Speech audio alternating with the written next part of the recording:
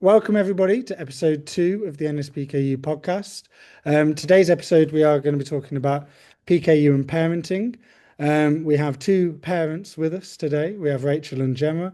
And what we're going to do today is we're going to just talk about trials, tribulations, tips, hacks, you name probably anything that's gone on in PKU parenting and how these two have found the experience and what information and like advice they can pass on to the wider community. To start us off, if you don't know me, I'm Tom Chimiak. I am a 33-year-old with classical PKU. I have 8 exchanges. I'm a senior lecturer in filmmaking up in Leeds, and I've always been on diet. I live away from home, and I'm an only child. I think that's probably the good influence to kind of start off when we're talking about PKU and parenting. So if we start with Rachel. Rachel, hello, introduce yourself, tell us about your family, where are you based, and kind of what's the dynamic like for yourselves? Hello, Tom, and to Gemma as well. And thank you for asking me to join you on this podcast. So my name is Rachel Campbell. I am from Northern Ireland, right bang in the very centre of it, living in County Tyrone. I'm married to my husband, Ronan, who is a dairy farmer and is very busy with all things agricultural. And then we have 3 lovely children. We have Rosha, who is 9 years old, and she was our first PKU child. And then we have more recently our twin boys, Yunan and Kahar, who are just 8 months old.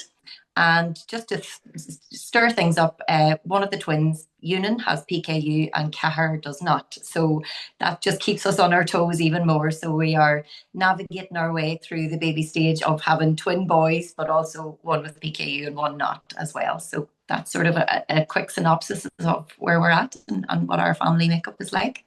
That's fascinating that like the twins, there's a split in the diet and like, Yeah. yeah, that's so actually they're outnumbered. The non-PKU twin is outnumbered by 2 other siblings that has PKU. So Well, yeah, it's very funny because we're starting the weaning obviously in the last few months with the boys, and to me, I'm so PKU focused and how we weaned Rosha, and now I suppose it's now getting my head right. No, this is what a typical child would have who is not PKU, and trying to retrain my brain to think differently. So it's very interesting. well, you having to learn the other way. That's very strange, isn't Exactly. it? Yeah. Cool. So we'll come back to that then, Rachel. Cheers for that. And Gemma, how about you? Thank you, Tom. And again, the same as Rachel, thanks for inviting me on the podcast today. I'm fascinated to find out more about the twins and how you kind of navigate all of that, Rachel, because PKU's all we've known. So I'm Gemma Treanor. I live in Newcastle under Lyme, the North Staffordshire Newcastle, and I have a daughter, Amelie, who is 10 years old, just turned 10, very much a tween, as we like to call her. She has classical PKU. She's on 5 grams of protein a day. She's a non-responder to sapropterin, and I can kind of explain a little bit more about our journey around that at some point. She's very chatty, very sassy, and but a very very kind of happy girl. Married to Simon, who's a joiner, and we've just got back from a family holiday in Kefalonia in Greece. I work full time, but condense my hours to kind of work around childcare and managing the PKU. Work for the NHS, have done for over 20 years, and kind of see that as my giving something back from a kind of PKU perspective as well. So yeah, that's just a little bit about me and Amelie. Okay, that's great. And I think it's really interesting that both of you have basically had this. We've only known a PKU way with parenting until obviously Yeah. Rachel with the new normal person.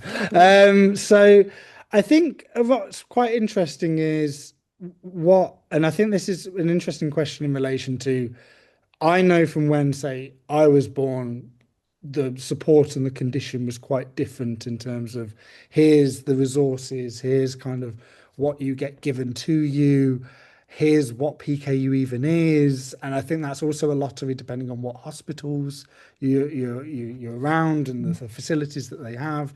And obviously both of you have got kind of a similar aged child Mhm. of the top description in a sense. Mhm. So how, I guess we'll start with Rachel. How did PKU come into like your life in terms of the early years? And then because you've got quite a gap between the two batches, I would call Yeah. them. That's probably the wrong terminology to use when it comes to kids. Was there much difference there in terms of, I know you're probably more prepared when the twins came, but Yeah. in terms of the support and what the early years looked like, how was that for you? Yeah, absolutely. So when Rosha was born, like many other people, we had never heard tell of PKU before. It was something we had no idea about. We didn't know much about it. So I certainly held back from Googling it. I didn't want to know other than what the dietitians and the consultant at the hospital in Belfast were guiding us. I know my husband was the opposite. He was straight on and looking it up. So we had two very different approaches, but that I suppose just reflects our own personalities as well.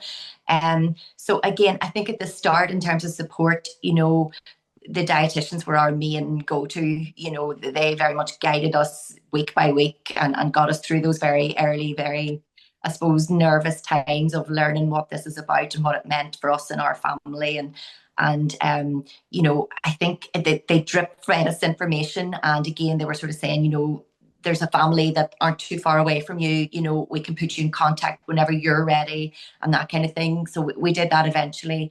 And then as well, we were added into like a WhatsApp group for all of the Northern Ireland families. And again, at the start, it was so overwhelming because there could be days when you might have 48 notifications in a WhatsApp group and only one of those notifications might be relevant to you in your particular situation with a newborn baby. So I think you have to be very strong in yourself about filtering out what's not relevant to you at that particular time.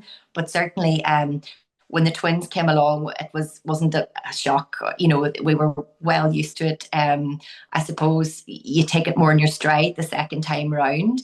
And I suppose, as I said, it's more now for us thinking about non-PKU. What does that actually look like? And actually, talking to other people about, well, what do you give your babies? That's a normal, I suppose, typical diet as such. So yeah, I think you just have to filter out that support for you whenever you're ready for it. It can come in sort of waves. And again, there's loads of different Facebook pages and all the rest of it out there. And again, it can be overwhelming. And one of the things that I found very useful was there was sort of like if you like, a mid-Northern Ireland, mid-Ulster PKU mums group.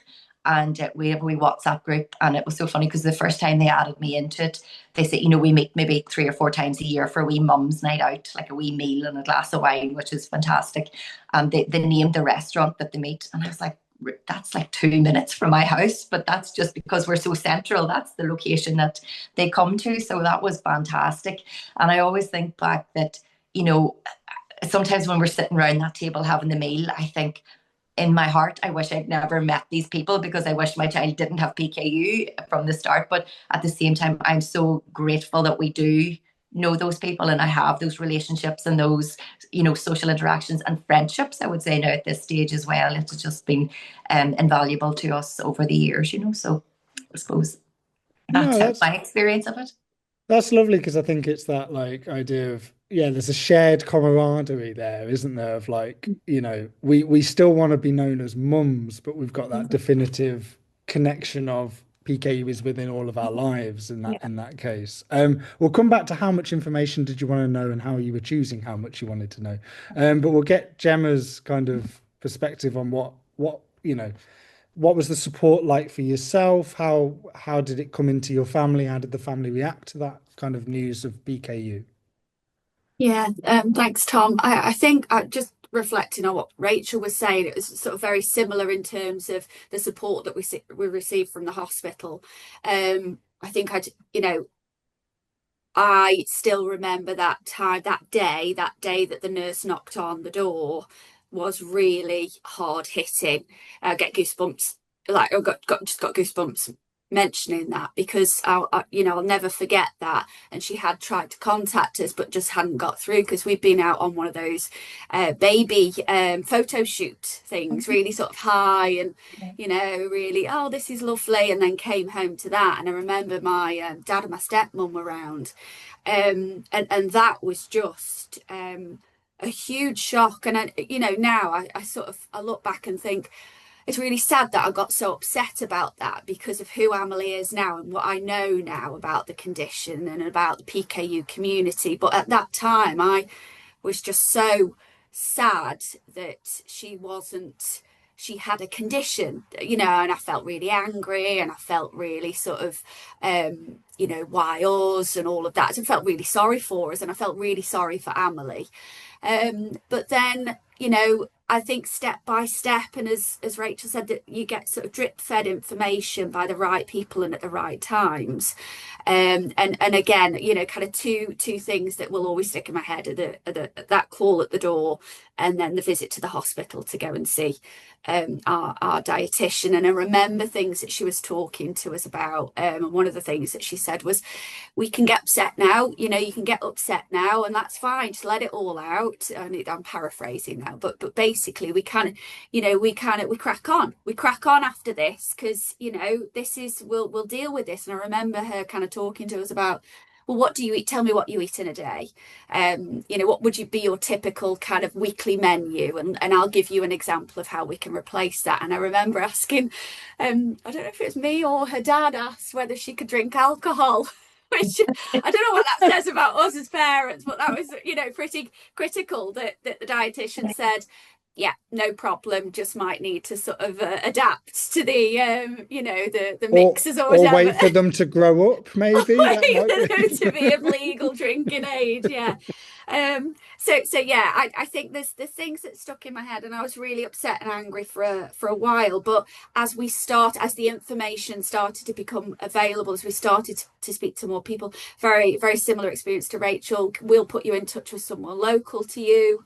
And then we started to go to the events and to read more about it, connect with the online community. And then it started to feel more normal. And I don't like to use that word, because that's just something that, it just became more our life, So, yeah. How much for both of you how much did you want that level of like exposure to the community and feeling like it wasn't just an isolative journey? And was that like, I know obviously you've got the dietitians that are going, here, I can put you in touch with people and that sort of thing. How much did you actually want that? And how much do you think, now looking back, was that, okay, I really did need that kind of, not, I don't want to say validation, but you know what I mean, in terms of going, I'm not alone in this. How did looking for support go? Because I think what you were saying there, Gemma, is exactly, probably if you had my mum on the podcast, was exactly how she felt of the, that being told and then told to come to the hospital the next day, that time period of just like, well, what is it? What does this mean? Like, what circumstances does that mean? And it's quite an isolative experience, isn't it? You've got you and the family, but it's like you haven't heard of this condition, and all of a sudden it's a lifelong thing. So I guess my question in all that to you two is, yeah, the support idea of how much, when do you think in your child's journey did you really need that support or want that support? We'll start with Gemma and then we'll go back to Rachel.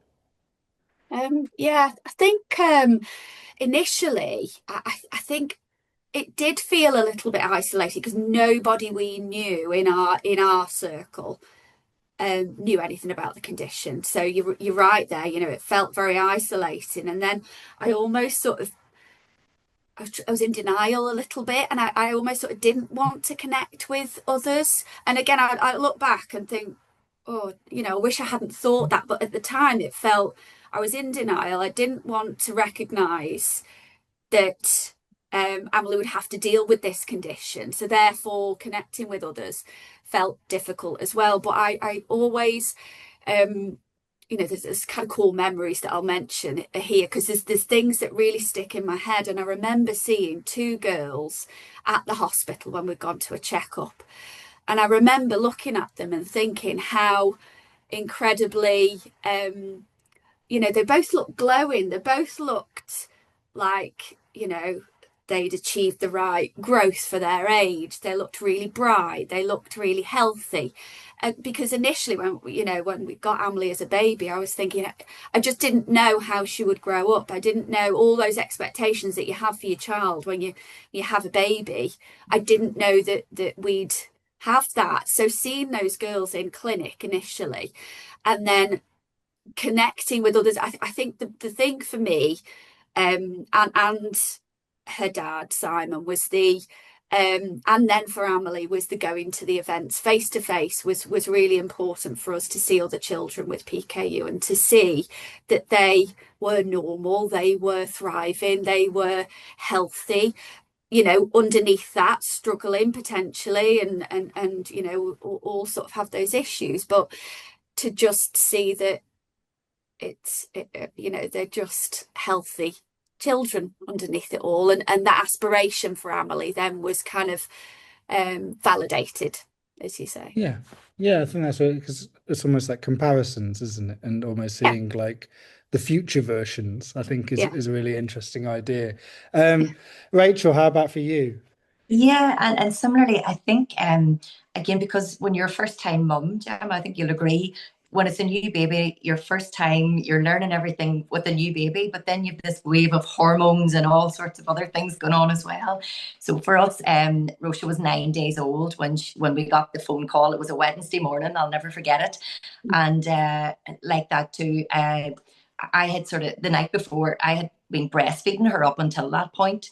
And the night before, I remember sitting up in the bed at 4:30 in the morning, trying to feed her and really struggling, like a lot of difficulty with all of that. And I thought, right, that's it.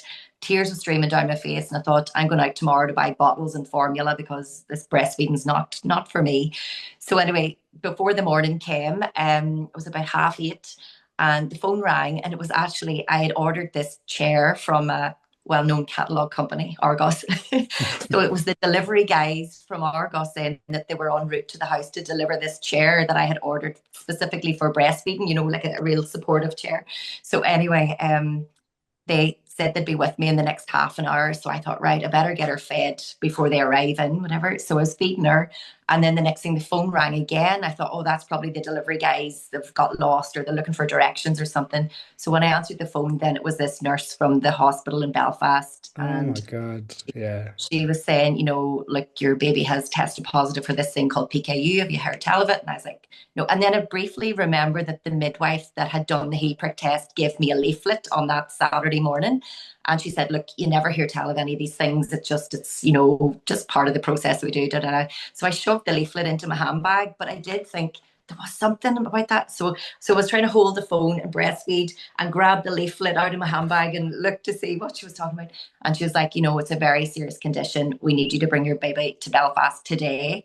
And at that stage, we were living in Fermanagh, which is even further away from Belfast. So it was like, what baby, Belfast? I hadn't even been out of the house at this stage. I was only 9 days old. So anyway, and because my husband Ronan is a farmer, he was away farming from crack of dawn. So I had to try and locate him, get him to come home. And then we set off up the road to Belfast, to the Royal. But in the meantime, the guys from Argos arrived with the chair. So they came in through the door, and they could have carried in an elephant. I was like, just put it wherever. It doesn't matter. So anyway, we headed up the road to Belfast, and it was a wee bit like, I think my husband was like, oh, they've probably made a mix up in the lab or something, they've got the results wrong or whatever, it was no big deal. And then we got there, and there was like the team of dietitians and consultants and nurses and all sorts waiting on us. And it does, your life just kind of comes crashing down, because you're in such a high with your newborn baby. It's our first baby. And then it was just like, what is this? Is this our life now? And they were saying, look, we want you to come up every Wednesday for the next number of weeks. And they were thinking, right, so we have to come here every week. And, they were like, right, stop breastfeeding straight away. Here's this low protein formula, da, da, da, da. So I remember then that night I was crying because I wasn't allowed to breastfeed. I had to go onto this whole sticky formula, put her on that, and then I was crying because of that. So it is just hormones, emotions, learning information, trying to process. So again, for me, I think for Ronan as well, I think we had about 3 days where it was nearly like going through a grieving process or something. And we just kind of nearly pulled the blinds and the curtains in the house and shut everybody out. And it was May, it was a heat wave. So we just seemed to be in this really dark place for a couple of days. And then it just, I don't know whether it's like a resilience or something comes over you then. It just felt like we got this energy. Well, do you know what? We're capable people. We'll tackle this. We'll do whatever it takes. We'll get through it. We'll support each other. We'll whatever it takes to keep our baby healthy and happy. We'll follow the guidance of the dietitian. So it was all of that sort of, processing. But again, I think in the initial stages for me, I was kind of keeping family members and friends a little bit out of the scene because they were asking me questions about it and I didn't really know, and I needed time myself to process it. And well, what does this mean? What can she eat? What will she look, what will her life look like? So you kind of have to sort of just I suppose keep people at bay a little bit as well until you kind of feel comfortable and confident yourself as to, okay, well, right, we know now how to do these bloods, or we know how to measure out ounces of formula and how to keep track of the different exchanges and things like that, so it just over time I think you gain a little bit more confidence in yourself as to what you're doing with it, but it every phase of it changes as well. So just when you think, all right, we've figured that out now, then it's like, right, okay, there's this new product, or here's this, or here we'll put her up on another exchange, or we'll drop her back, or so you're always evolving and moving with, you have to be flexible.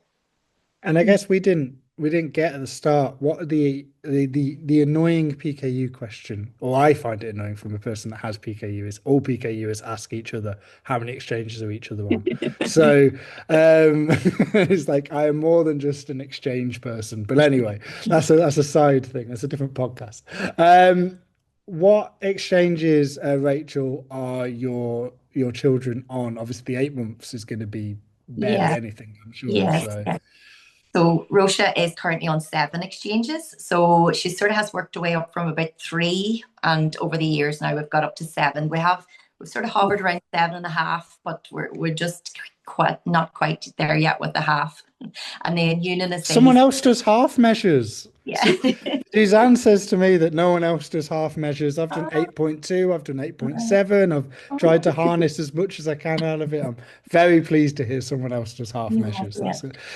Yeah, and then Union, obviously he's still a baby, so he's still on formula and things like that. But yeah, he's looking similar, I think, to what Rosha will be. What hers was like at that age as well. So I'd say he'd probably take a similar path. And Gemma, it's 5 exchanges for your child, I think. Yeah, what you said. How do both of you, and we'll start with Gemma, how do both of you cope with, that is, I class it as classical, and obviously everyone else can have different things. It is low, the exchange amount. It means that you have to get a lot more creative with the food solutions, in a sense. How do you find that obviously there's an aspirational, I hope they get more exchanges eventually, but 5, what's the kind of planning and from a family organizational perspective for you with that? Yeah, it's so Emily started on 4. She started on lower, but she sort of was on 4 exchanges for years, and then through the trial we kind of found out that she got a little bit more of, although she wasn't a responder to Kuvan, she was able to tolerate 1 extra. So that was, the best thing for her, although the trial didn't work out. The best thing for Emily was 1 more exchange. And I think that's, you don't realise, it does feel, I saw you kind of celebrating there, Tom, about the fact that, exchanges are so important, because it means, to Emily, it means treats. But to me, it means we can get more vegetables in this child, and that isn't always the case. So it's really difficult. And I do know mums prior to Kuvan as well, who also I kind of used to view higher exchanges as being easier, because I only ever had experience of Emily being on sort of low number of exchanges. But having spoken to those mums as well, it's equally difficult to get that amount of exchanges into a child if, you know, it's kind of it's that little bit it's still restricted. So I don't, you know, it's difficult for everyone, but it just means that we do, as you say, Tom, we have to plan. We use a lot of jackfruit as you know, because we do sort of, I don't, you know, we don't always eat fresh. We don't always eat homegrown, and we're not, you know, an organic family, but we do always try and cook from fresh wherever possible. So try and use kind of more natural things, and it's really difficult to get the exchanges right with balancing a kind of nutritious meal. Plus we've got a tween as well who's very particular about what she eats and what she likes, and you know, just again kind of giving the example of being on holiday, we've got to really manage that carefully, because then there's the disappointment that she hasn't got any exchanges left at the end of the day, and she can't then have some, you know, some treats, and we perhaps factor in a little bit of ice cream or something as a treat. So just I feel really sorry for her, and that's kind of what tugs at my heartstrings, is seeing that disappointment on her face when she can't have the same as the others. And you know, we've always kind of been taught and advised to not kind of you know, they know, these children know that they have PKU and they know that they're different, and to not try and overcompensate for that. They've got to learn to deal with that disappointment, but that doesn't stop you as a parent feeling really upset. And you think, you know, oh, well, and I've heard people say, oh, it's just food, it's just the diet, isn't it? It's just what you eat, you know, and it isn't, because, you know, and I can see your reaction then, Tom. Food is such a big part of life. It's such a big part of our family life as well, because we're big food fans in our family.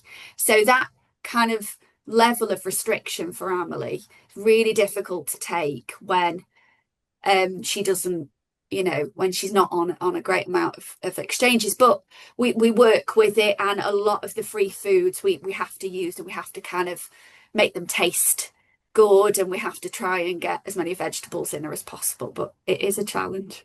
If she had free reign, where would the 5 exchanges go, do you think? What would she choose to eat? Cake, crisps, popcorn, yeah. all of the kind of non-nutritional food groups. Maybe some sweet corn at a push. I was going to say it's potatoes, all beige, but chips, yeah. Yeah, sweet corn. It is really, I mean, you know, we're still at that, she's 10, but we're still at the stage where we're hiding vegetables. But that's just, I think, you know, part of Emily and who she is. Not necessarily because she's got PKU. I think it's just tweens, isn't it? And you know, that food inherently tastes better, and is more interesting. And in a way, you can't. That's the thing that is promoted all the time, isn't it? It's not eat a carrot or something like that. But no, it's some great points there, Gemma. Rachel, how about you? If we start off with, what do you think your oldest will spend the 7 exchanges on? That's the interesting question, I think. And then tell us about how you cope and what kind of hacks and tips do you use? Because I use a lot of prescription food. Having 8 exchanges, use a lot of prescription food. I've got a box currently underneath my desk that has loads of supplies that and they're all like prescription based, that doesn't take exchanges, that if I get hungry, they're there and I don't have to use exchange. But it's like the little hacks that you learn as you go along. So 7 exchanges, what do you think they're choosing if they had free reign of the shopping? Yeah, so Rocha definitely, she loves broccoli. I mean, she would eat it. So definitely she would use a few on the broccoli. I'm not going to lie, that seems like a waste. That seems like a waste from my perspective. But, you know. I'm getting tips from Rachel at this point. but absolutely the ice cream, or you know, like a cornetto or something like that, you know. And I think it's just the look of it more so than even the taste of it, you know. So definitely she'd head down that route. And again, as a mum, you do have that mum guilt that you feel that you're giving her the same meals all the time. It's quite repetitive, you know. But then I talked to other mums who have children that don't have PKU, and they're saying the same. They're saying similar, they just have the same meals on repeat, 2 or 3 different things that they rotate every week, But like that too, she's a big fan of her prescription pasta. We go through boxes and boxes, and I think she couldn't be eating that this evening again, but she loves it, and that's just her go-to. And she's got more onto pizza bases now as well, are quite popular. So she's got more onto that. So, and again, she takes notions about things. So sometimes she'll eat the same thing for a long time and then she hates it, and then she'll go on to something else and then maybe come back to it at a different time again. So but yeah, in terms of family life, especially at the beginning, when Rocha was about 6 months old, then again, probably mum guilt played a part in it. But I decided to change my diet and go more sort of vegan, which was a bit disastrous, really, if I'm honest, because I was making Rocha's food for her, obviously her PKU prescription things and weaning and all, trying to get her exchanges into her when and what way possible. And then obviously my husband is a big burly physical worker. He wants his proper dinner, so I was making the meat and veg and all for him. And then as the vegan, then I had to try and come up with something for myself. So it was like 3 meals every evening. And then you just get to the stage where you're tired. And I probably just ate rubbish for myself, which was not ideal. So then I did that for about 6 years. And then I just thought, no, do you know what? I actually like chicken and I like meat and I like those things. So I gradually went back onto it. And so now we have the twins as well. So again, we're at the weaning stage with them, and now I'm making 4 sets of different things again. So it's just busy. I suppose for me, doing a bit of batch cooking, if I have the time and I'm organized and I have great intentions, that is a big help. And one of the biggest tips is you can never have enough Tupperware, or some kind of boxes and containers with lids and storage, and especially, you think you've lots of room in your kitchen cupboards, and then a prescription order will arrive or something and you've nowhere to put the stuff. So that's quite a challenge. But yeah, that's probably one of the tips. A lot of storage and Tupperware boxes.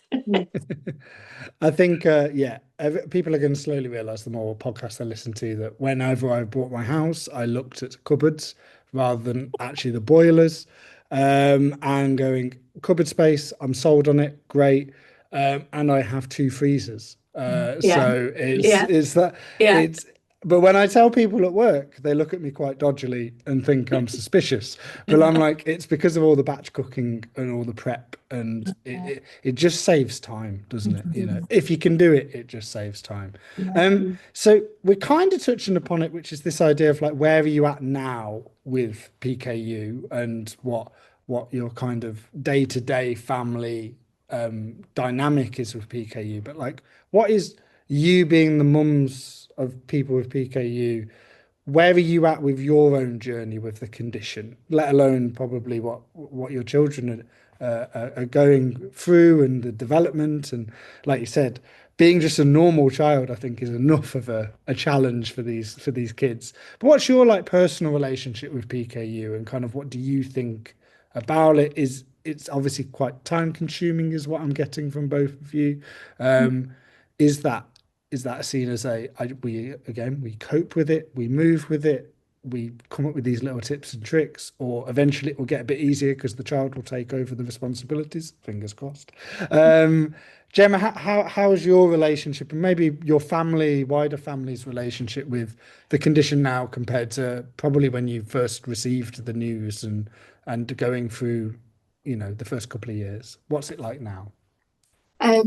Vastly different to, that kind of first few months. I'd say it didn't really sink in until a good kind of 6 to 12 months. That feels like that kind of when she turned 1, that felt like a real milestone, because we were doing things, and you're always doing things that are new, that need kind of tweaking a little bit because of the condition and where Emily's at. I think just sort of being honest with everyone. I think we're in a really positive place as a family now, with PKU. Emily's really kind of thriving, doing well at school.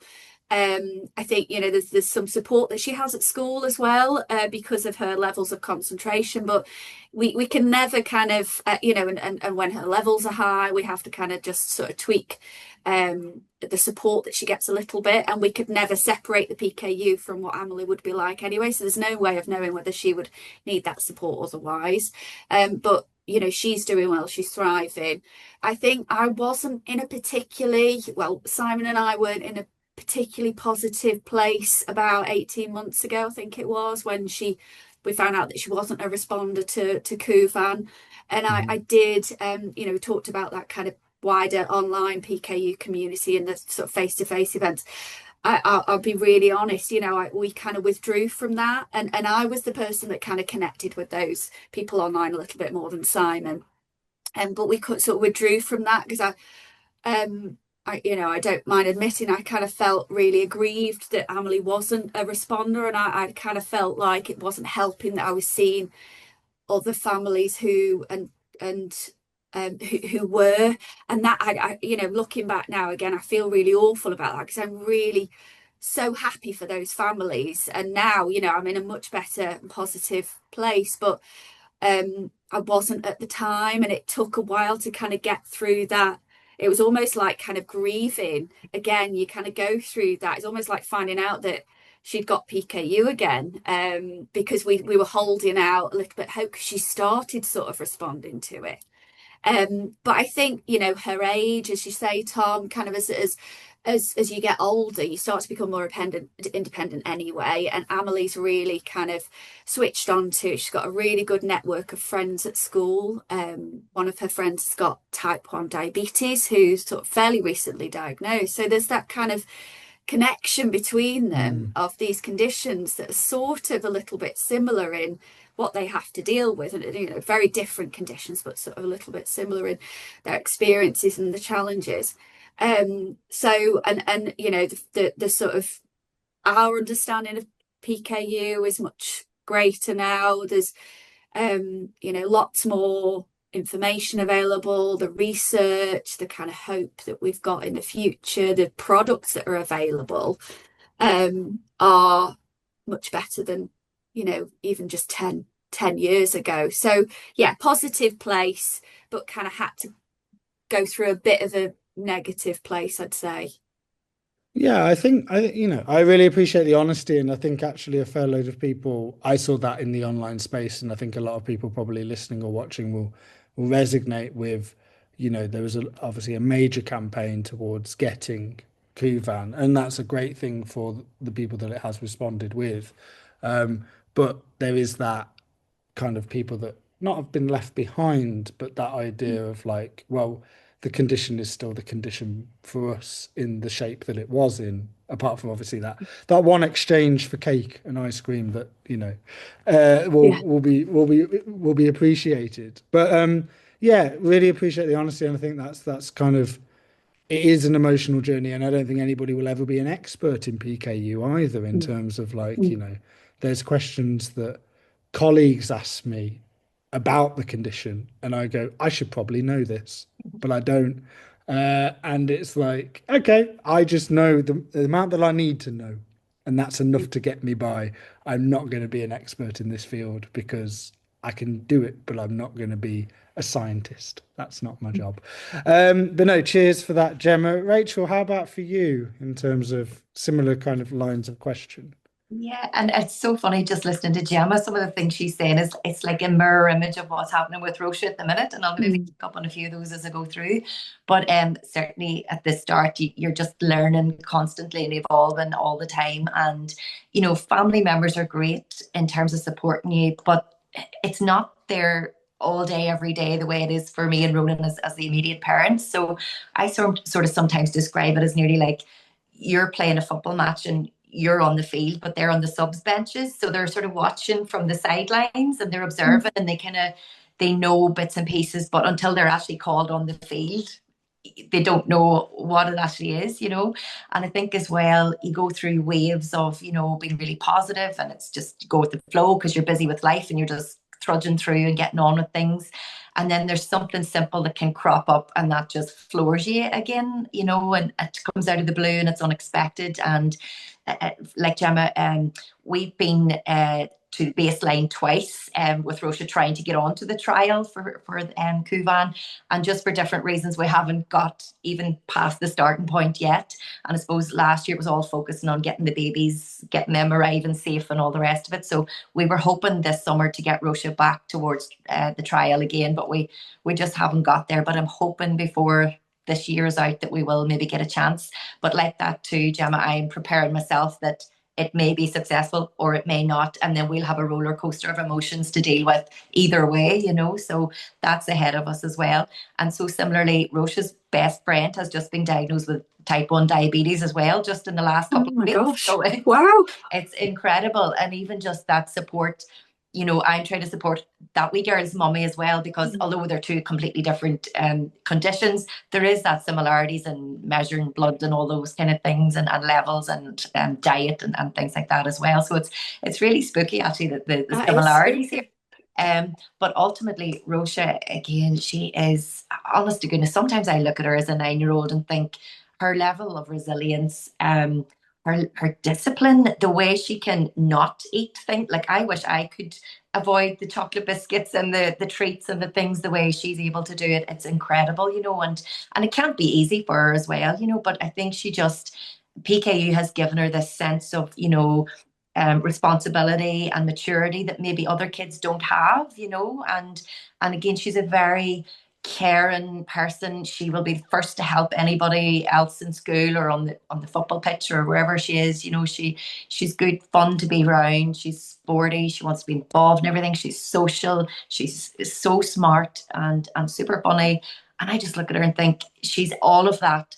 Plus she has PKU in the background, you know, so it's such a big part of her life, but yet it doesn't hold her back, and she's incredible. So I'm totally blessed to have her, and I can only hope that both Ewan and Cahir, or even a small bit like her, they'll be doing great as well. But that being said, it takes a lot of work from us mummies and the daddies too, of course.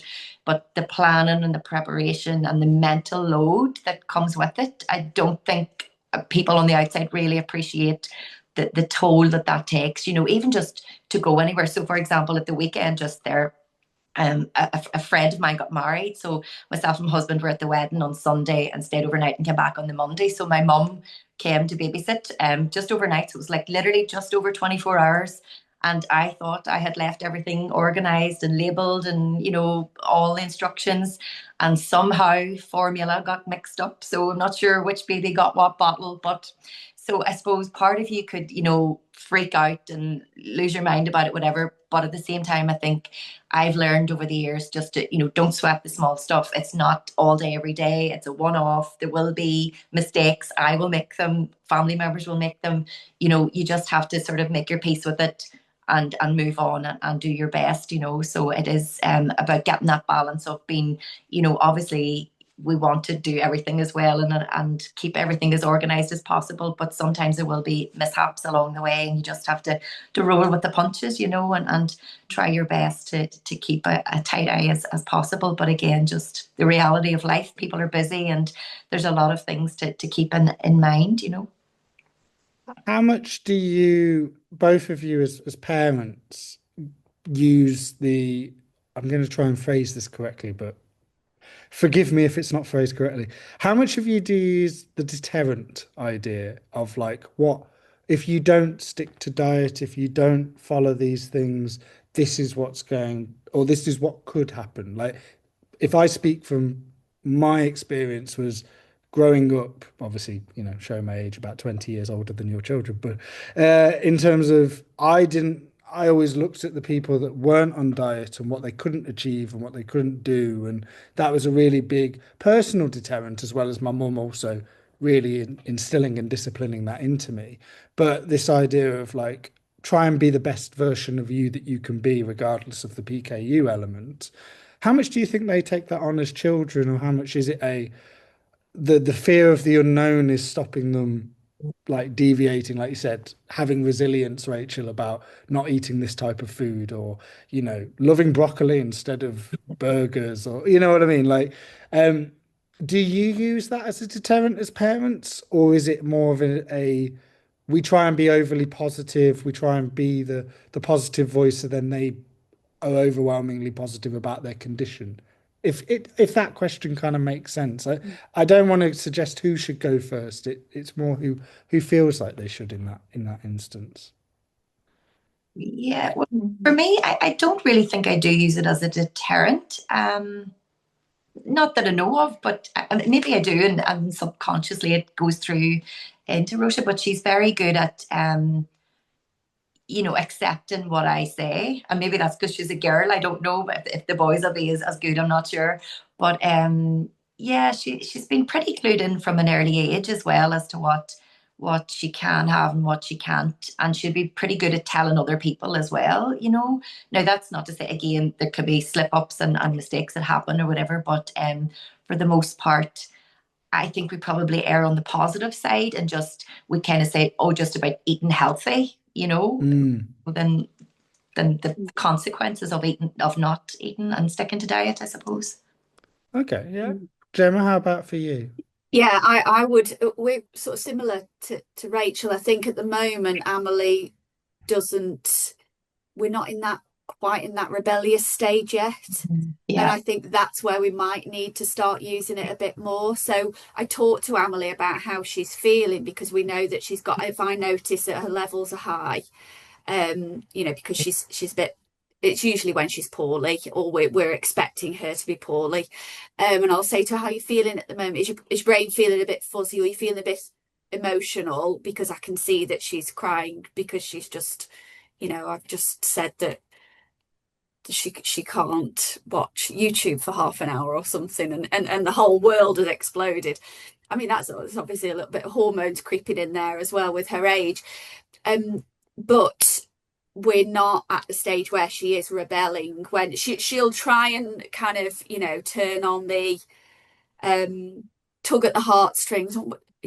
Couldn't I, mummy, just have this? And the disappointment and that face that she kind of makes that is awful, but we kind of stand strong and she knows that that's no means no. Whereas I think I am kind of, we've not had that experience of her being a teen in high school, that peer pressure, because she's lucky with her friends at the moment. That kind of isn't a thing at the moment. So yeah, I think we will need to potentially deploy that as a kind of mechanism, as a tool as she gets older. Yeah. Yeah, I think it's an interesting, that's why I wanted to pose it. I think it's an interesting question because I think there's sometimes I see in parents like a fear of things going wrong, and how much does that become, I don't know, I use the swan analogy where you look normal on the top and you're actually paddling underneath. And it's the deterrent is quite an interesting thing to kind of go, well, I fear this, so you've got to fear this as my child, sort of thing. And it's really interesting. And I think the friendship groups, if there's any advice I can give, it's not my area to give advice to parents because you guys have done a sterling job, as I've never been in that area. But the idea of like friendship groups and the acceptance of friendship groups, and the premise in my mind has always been that there's worse things that you could have than PKU, in a sense of like a nut allergy I can't control, or I look at you saying that both of your children have got friends with type 1 diabetes, and I go, that seems more terrifying to me than PKU does. Yeah. So I think having a positive friendship circle that can call you out when maybe you become a little bit more, oh, do I have to? Or, like I've had friends when I was at school going, you can't have that chocolate bar, I should have it then. And I'm like, fair enough, you've decided it for me, I don't even need to do that. And I think, the support is the biggest thing, I think, for the children, isn't it? Rather than necessarily them feeling like it's reliant upon the family to be that support. I think that's sharing the weight, isn't it, in a sense? Yeah. Yeah. So tips, hacks, whatever you want to call them. It can be small, it can be big. I know we've already had Rachel with batch cooking and forever cooking when you can. Obviously, I'm presuming it's quite a lot of time saving measures as much as anything because of the juggling nature and multiple meals being made. But is there any small, big, life-changing, or even just a day improving life hack that any of you have got? So, Rachel, if we want to start with you, and then we go to Gemma. Yeah, well, mine is just, I suppose, comparing from when Rosha was born to now Ewan. So there's almost 8 years of a gap there of from having one baby to the next. But I remember when Rosha was small, we had the first spoon, these Animix sachets. Oh yeah, yeah. So we're starting those with Ewan now as well, and I remember it was a nightmare trying to get Rosha to take them, just such a challenge. Whereas now I think I've really cracked it in that now I've learned to make them with warm water, like out of the kettle, and it sort of makes them smoother rather than gritty. And then as well, then I'll add in a little bit of maybe a squirt of a puree, fruit puree or something, just to make it taste a little bit more palatable. And Ewan will eat it no problem. So I don't know if that might help another mummy with a newborn baby. But yeah, something as simple as that has made such a difference for us anyway. Yeah. A little bit of flavor goes a Yeah. long way. Yeah. Gemma, how about for you? I mean, I've kind of written them down as I've gone along through the years as well, just in case they've been helpful. But definitely the batching, getting so the kind of two for me, and it kind of picks up on Rachel's point about being organised, is I plan at least a week in advance. And if we're going on holiday, it's at least a month in advance. So and it's very, very kind of straightforward. It's common sense, and people will do this anyway. But I just know that I've got to have at least a week to then know what we're doing at that weekend, to then get in touch with the mum about the party that Emily's going to, or the thing at school that she's doing, the cooking at school that she's doing. I think is the kind of, it's not really a tip or a hack, but the knowing that other people won't necessarily appreciate that they need to be organised and tell you about it as well. So you need to do that for yourself. So kind of trawling the school website for events and stuff is kind of what I tend to do. The one tip and hack that I've realised recently, so what I used to do was get in touch with our dietitian if we were going on holiday or going anywhere, to explain PKU in a different language, is using AI or chat GPT, or Copilot or something. So again, I keep harping on about this holiday in Kefalonia, but it was the best holiday we've ever had, because it just seemed to run quite smoothly, and it was just the break that we all needed. But I thought I knew that there was I've had our dietitian have all the dietitians write a letter in French or in Spanish before, but never in Greek. So I just looked online, typed in explain PKU in Greek, and it just came up. It was beautiful. So I'm new. I'm converted to Copilot or ChatGPT. Typical millennial. But I've now found this. But it's and then I asked it to just help me describe, help me ask for help with preparing PKU foods, and it just came up with a beautiful kind of outline for me, which they then understood. So yeah, I've got lists and lists of hacks, but those would be my kind of top tips. Okay, Rachel, have you got any more? Now Gemma's done a few more. It's like a tennis match of tips and hacks. I suppose I'm probably the opposite of Gemma, in that we just leave, our lives are very sort of last minute. And I think it comes from being married to a farmer. You can't really plan too far in advance. So we sort of thrive on just, right, okay, we're going holidays tomorrow. Okay, let's phone the airport. It really is as manic as that at times. So I think you maybe just, you could very easily talk yourself out of doing things and going places. So I think where you can make it work, just make it work, and do make the effort of going to the events or the holidays, or taking the time away if you can. And obviously it will be stressful. There will be planning and organization and all, but it can be done, and people for the most part are so willing to help you if they can, so certainly take all opportunities as they arise.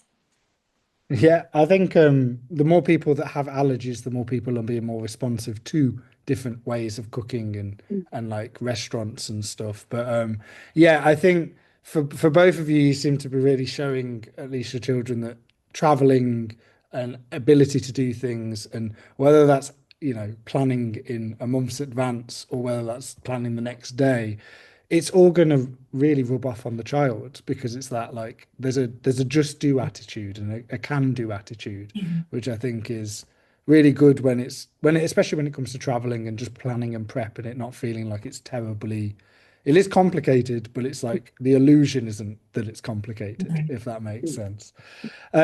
So couple of last questions in a sense, and then is like, what advice would you, I know you're kind of reliving it, Rachel, so it's kind of a little bit, but you've got reliving it with more experience. So you're actually doing this question in a weird way, which is the idea of what would you say to a less experienced version of yourself, but you're reliving it through one of your twins having PKU. But is there any kind of advice or just like kind of words of wisdom that you would give either a lesser experienced mum or yourself back in the day? I think it would just be, you know, don't sweat the small stuff. As I say, there will be highs and lows, roller coaster of emotions. You'll get a lot of stuff right. You'll maybe slip up here and there. And I think just, you know, enjoy your child for who they are and see them as the person and the personality that they are. And they'll flourish through you, if you know what I mean. Because if you show them sort of that, the confidence and the skills, I suppose they'll learn that from you and take that into their adulthood as well. You would like to think anyway. But and that being said, there is a lot of mental load and say there is worry, there anxiety, there's stress that comes as part of it. And I suppose even for me as a mum the second time around now, I'm back to the point of like, I'm thinking of going back to work in December. I'm due to go back to work. My maternity leave is quickly coming to an end. And I'm already, you know, I can feel the tightness in my chest because I'm worrying like who's going to look after not just Ewan, but obviously Cahir as well. That's twin babies. So, and I think because they have such a specialised diet, you just can't leave them with anybody. Or, you know, I feel that sometimes a creche, you know, they're just one of maybe 50 other babies in a room or whatever. So it's just that worry is already instilled in me. I haven't figured it out yet, but I have hope and faith that it'll pan out and we'll make the decisions that are right at the right time and do our best for our children. So that would be my takeaway, I suppose, is just to not sweat the small stuff and hopefully things will all work out. Yeah, sound advice for sure. So Gemma, how about for you? Yeah, I think I guess one of the things for me was that I wanted to be in control of the situation because that's just my sort of personality. So I almost at the start even struggled with Simon, Amelie's dad, doing things. You know, I needed to do all of that stuff, and I think that would have been me as a mum anyway, regardless of PKU. So, but I know that I really struggled to let go that control and let other people in at the time. And now I look back, I think I should have let people in sooner. I should have talked more to people about the condition. You know, I guess it's really easy to give, you know, take your own advice, isn't it? And it's easier to give advice than to kind of take it on board yourself. But I think because I was so sort of angry and you know, myself, I felt, you know, we've done this to her, and I wouldn't necessarily think that way now. I don't think that way now, and I wish I hadn't been so hard on myself, on Simon. I wish you know, he's a very, very capable dad, you know, and very hands-on as well. And I think I just struggled with that control. So I'd try and sort of let go a little bit more. I'd let family members in. I'd let friends in. You know, we have got friends around us as well who've got children with celiac. So, you know, I wish I'd kind of let those friends in a bit sooner. I wish I'd kind of talked about it a bit more. And I think the other thing is as well, I was so sort of I wasn't as confident as I am now, and I think that just comes with age anyway, but it comes with experience in parenting. And I wasn't as confident to kind of challenge in restaurants where I thought, no, actually, that's really wrong that you're not kind of catering for my child. And I used to get quite angry about that, whereas I take a very different approach to that now and just push, or I don't go back to that restaurant. So yeah, I think this just not being as hard on myself as I was then, and just kind of letting people in and sharing. How much do you think, this is a follow-on question, so forgive me, but how much do you think having a child with PKU has adapted and molded the different type of mum that you think you are? It's a deep question, but like, it is. yeah. I mean, you're going to make me cry at this point, Tom. Sorry, do not answer it if you do not want to. No. Just in that I don't, I think having children is it's going to shape and change you anyway. And I know that I became a different person when I had a child, but I wouldn't have been the same mum. And I'm, really proud of the family that we've built, and the kind of the fact that we're lucky enough to be together still as a family, because that's not, I think with a lot of families this possibly pushes them apart, because it is really stressful, it's really difficult, particularly in those first few years, I think. And I think it's made me a better person. It's made me, I wouldn't be doing something like this if it wasn't for Emily. I wouldn't be helping other mums who've got, the friend who's got type 1 diabetes. So I wouldn't, although, we'd rather not. I'd rather Emily didn't have the difficulties that she has. I'd rather she was able to eat whatever she wanted. I wouldn't change it. And she's definitely made us better parents and better people. Oh, that's a lovely point. So, Rachel, same question for you. How do you think having it is different, as Gemma's kind of said. So how do you think you've changed or from what you thought you would be as a mum? What's kind of the end from that in terms of has PKU affected it, developed yourself? Yeah, I think, and it's very, very deep, but I think you have this, I suppose, this desire then to like build relationships with people and really hold on to them, especially, those other PKU mums and parents that we've got to know over the years. And, even casting my mind back to that very first day when we were up at the Royal Children's Hospital with Rosa in Belfast, and the dietitians and the consultants that were there that day, we still see them every year. We're almost a decade down the road. And I didn't know on that day that I'd still know those people 10 years later, but I'm so grateful for them and have such respect for them as well. So I think as a mum, you kind of, it maybe softens you a wee bit, especially as well, because it was our first child, as well. You become softer, I think, in that you're more appreciative of anybody and any help that they can offer you, and the advice and support that they provide over the years. As well, I say Rosa is a fantastic child, and we are so blessed to have her, and the boys are following suit as well, but I think the boys will be more of a challenge, just never mind the PKU thing.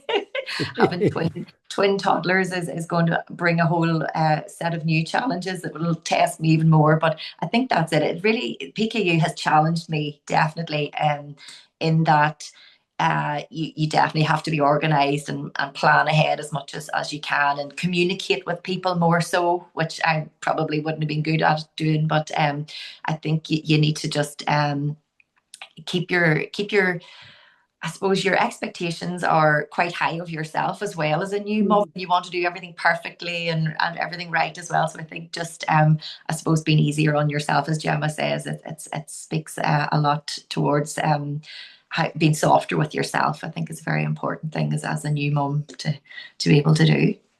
Yeah, I think always taking a bit of time out to kind of just go, no, our children have got to this level and are healthy, Yeah. and have independence and are good. And I think, that idea of it's not always a given, and that, and I think sometimes we can kind of gloss over that and focus quite a lot on the negativity or the issues that could arise, or like I said earlier, the deterrents and problems that it could be, and actually just go, I've got a child that is acting like a normal child and being a pain in the ass sometimes, and that's a good thing to have, if that makes sense. Yeah. Yeah. And it's just when you're talking about the positivity there, and obviously when we were planning to have more children, and different doctors and things that we'd spoken to along the way, and they were saying, well, there's a high chance, genetically, that your next child or children could have PKU, but we never thought of that as a reason not to have more children. So as difficult and as challenging as a parent of PKU can be, it's never a reason for us anyway. It was not a reason to have to not have more children. So I suppose that was a positive aspect for us. I mean, that's a glowing endorsement, isn't it? That your eldest has not caused you too much harm. So kind of last 2 points is do you have any messages kind of that the NSPKU, obviously this is a podcast that's hosted by the NSPKU, but it's not what the NSPKU think. It's meant to be a platform for anybody that wants to share and talk.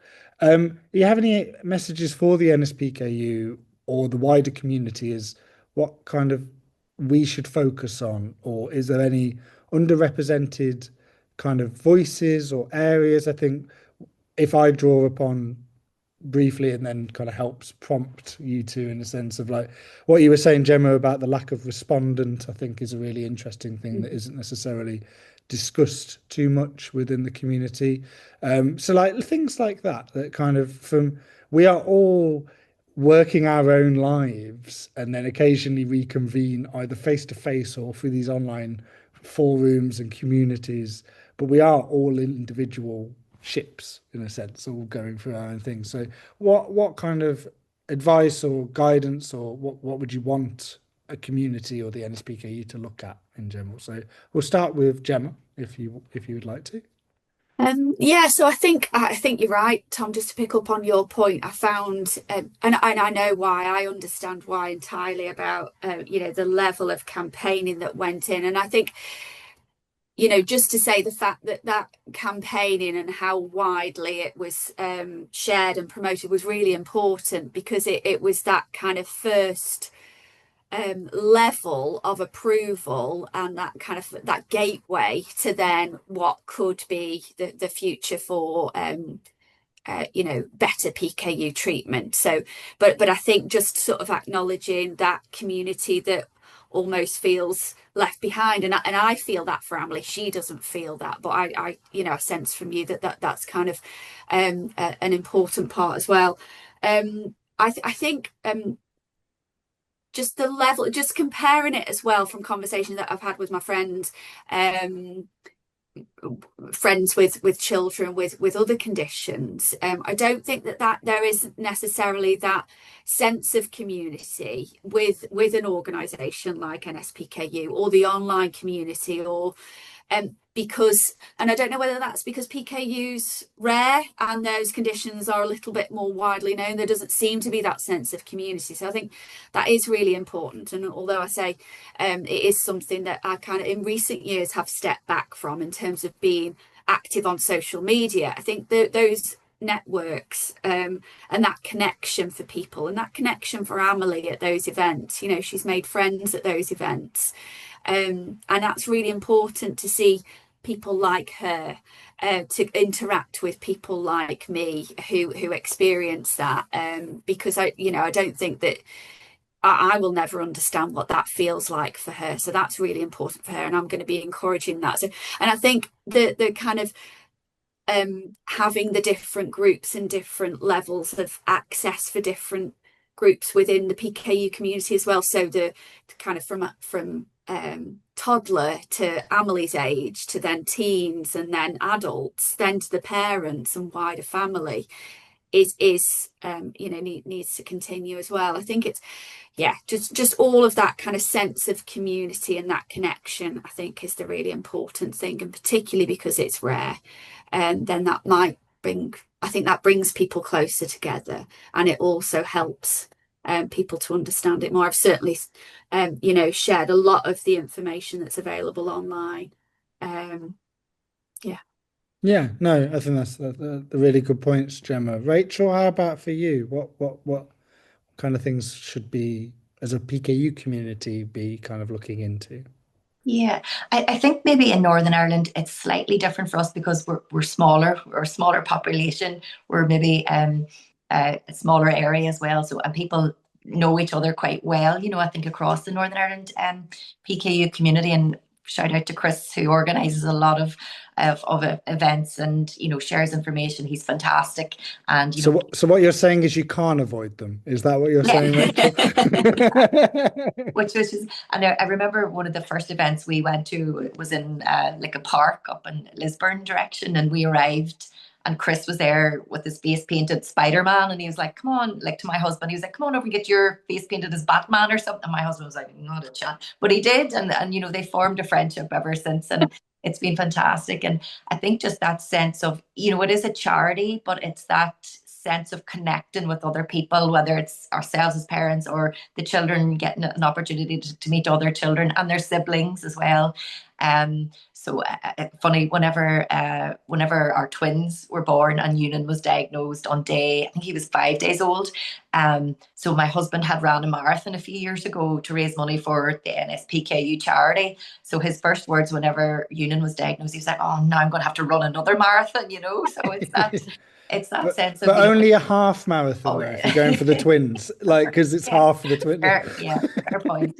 So it is that, I suppose, that sense of community and connecting with other people, and that we're all striving forward to try and make life for our children and that bit easier, hopefully. So even things like if we could get the home blood monitoring tests, that would make a big difference. And I think as well, my background is education and early years, and I'm very much about listening to the voice of the child. So if there were opportunities to maybe capture focus groups of young children and maybe follow them through into their teenage years. I know there's all sorts of ethics and all those things, but I think as well, because even Roche is now 9 and she's very much, as Gemma alluded to, YouTube and all these kind of social media platforms and things, which you try and avoid, but you can't really. So if there was some sort of representation of PKU on that, as well, that would be really, I think, useful for young children as well, just to have that sort of role model to grow up to, like you, Tom, and your YouTube channel. Shush, shush. No, I think it's that visibility, and I agree. I think both of you, it's that, like, and we are looking at kind of future podcasts of like kind of tapping into teenage and that sort of like the there's almost like you don't see until people are kind of not the finished article, because that's not the right word, but you know what I mean, in terms of like they've established and they are succeeding, and it's like that's when you hear from people, and it's like, well, no, if you interviewed me at teenage, I'm thinking PKU is completely different as opposed to 33 years old. So I think that, and you're allowed to grow and have flex and have different opinions about the condition as you develop, I think is a really interesting idea, rather than like, hey, I'm meant to think the same thing from the age of 5 upwards. It's like, no, I had, what did I have? I had a whole box of Jaffa cakes when I was a child, when I went round someone's friend's house, and my mum absolutely blew the roof when I came back in because I was on very low exchanges. And it's like, but that was me probably just being a child, and that idea of like, okay, they will learn from it, and it's not just a PKU thing, it's just about a discipline thing, and like, having restraint and all this sort of stuff. So anyway, sidetracking, the final question, and I don't want this to be as deep as probably the question a couple of times ago, but it's like, thinking of your PKU child, you've outlined them really well. I've really got a sense of their personality, and I think they sound just like really fun and enjoyable children to be around.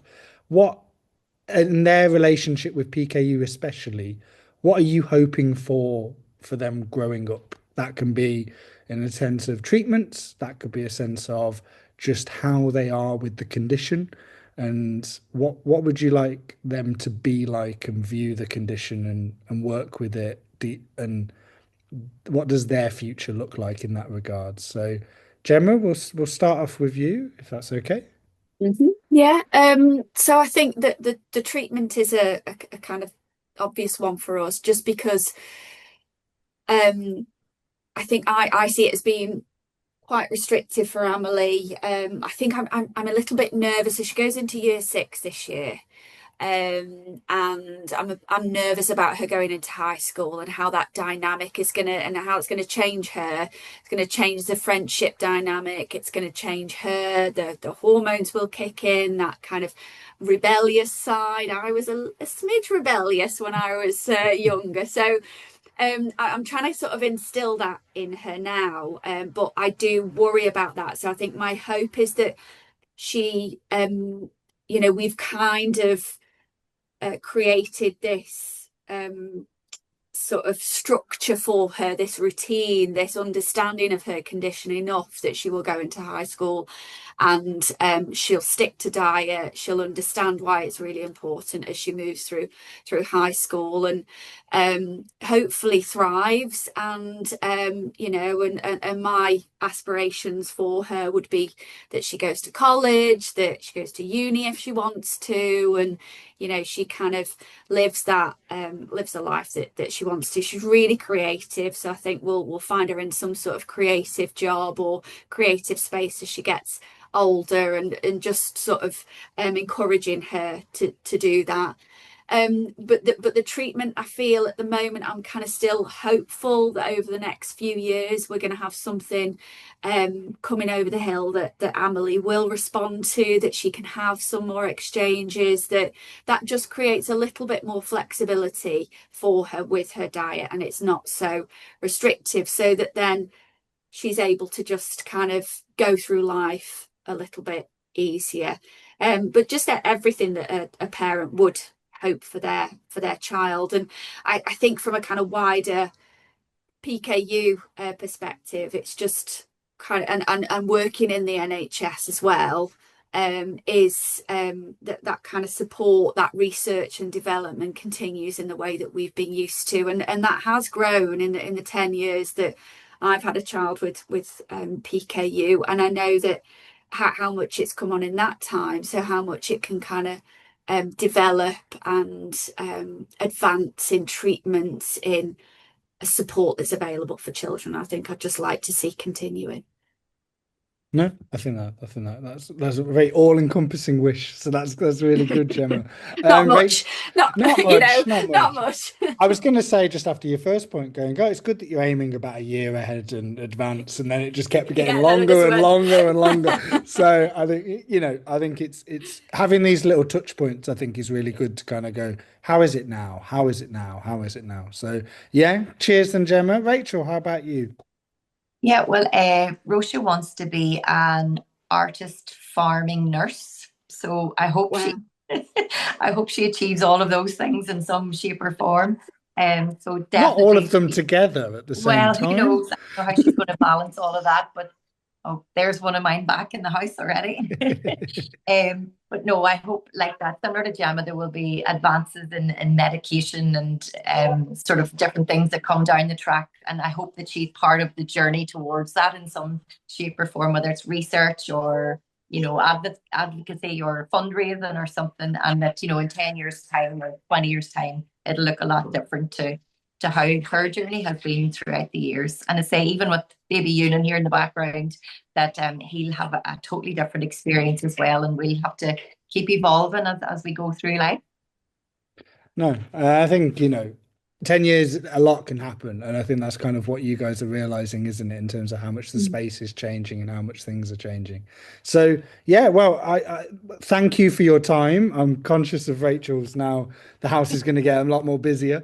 So I'm very grateful for your time. And I genuinely believe that you guys are great testaments and great kind of advocacies for your families more than anything, because I think, there's a lot of weight put on you guys.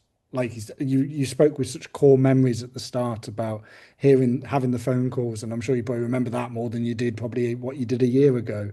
And to then have children that are flourishing, I think is, like I said before, is a real testament to you and the family and the support network that you have around yourselves. So well done and kudos for yourselves in that regard.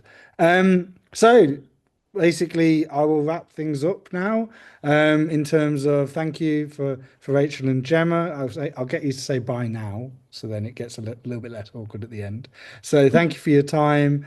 And what we've covered here today is obviously PKU and parenting. We did do a podcast with two other different guests about prescriptions, and that's what we started off with. The NSPKU podcast is hopefully the idea is just trying to get people talking in a platform and provide a resource that people could look back on and get some tips and tricks and just make them feel more connected as a community going forward. So thank you for joining us on this extended, I don't know how long we've been going, but we've been going quite a while, extended podcast. But, I don't think we've finished with PKU parenting is what I would say. It's a very big field. And like you said, maybe in about a couple of years' time, we'll touch points and go, how are they now? And almost do that kind of how are the children growing up? But thank you for your time. Like, subscribe, all that YouTuber stuff that I shouldn't really say, and I don't really like saying it, but I should say it. And yeah, we can catch us on YouTube or Spotify. But Rachel, Gemma, thank you for your time. And yeah, and thank you guys. Bye. Thank you, Tom. Bye, Gemma. Bye. Bye.